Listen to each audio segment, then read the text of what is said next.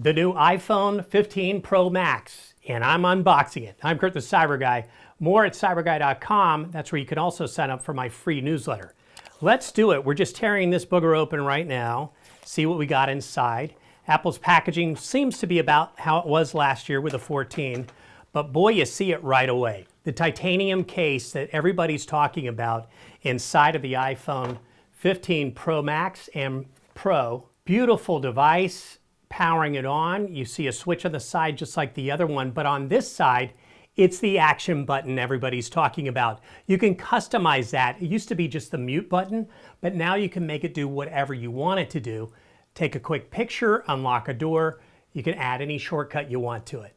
Inside this phone, you'll see that there's an A17 processor, and different from the other Pro with the Pro Max, this is 6.7 inches. It's the biggest screen they've got.